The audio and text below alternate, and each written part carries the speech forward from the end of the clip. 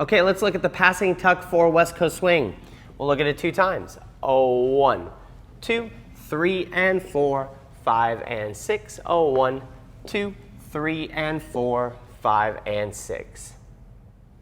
Okay, leaders, let's look at your footwork for the passing tuck. This is the same as the left side pass since my follower is passing on the left side.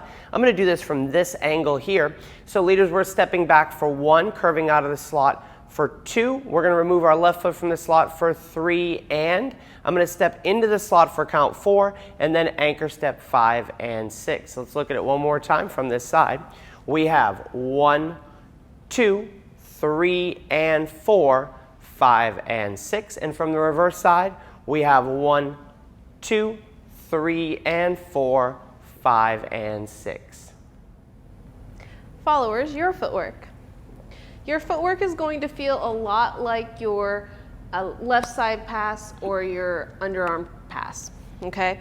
So we have forward, forward. We're going to go a little bit further out away to tuck in front, step out. Here's where it's going to be a little different from those other 2. You're going to anchor around for triple step. So if we did that again from the same side, we have walk, walk, out, cross, making sure we face our partner. We step down the line and then anchor around.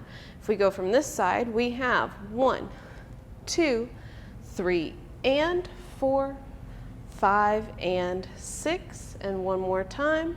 1, 2, 3, and 4, 5, and 6.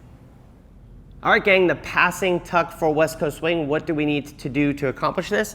So much the same as the same side tuck, we need to raise this hand to like a mini high 5 position, right? So that's what's going on. As I begin what looks like a left side pass, I'm going to raise that hand 1, 2, 3, and at this point we have a forward connection into that hand. From here I slide my hand down as I step back into the slot so I can reach over my partner's head, and then we turn around and anchor step, triple step. So if I look at that again from the other side, you'll see this combines the left side pass from earlier in the syllabus and the same side tuck into a passing tuck. So we begin raising the hand on 1, 2, 3, and we're connected into each other in a forward connection.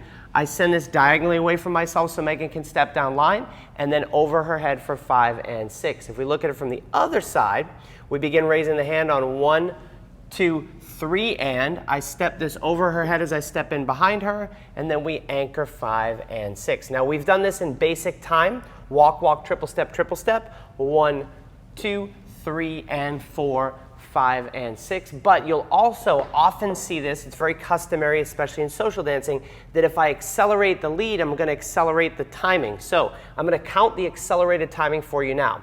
1, 2, and 3, 4, 5, and 6. I'm going to do it one more time.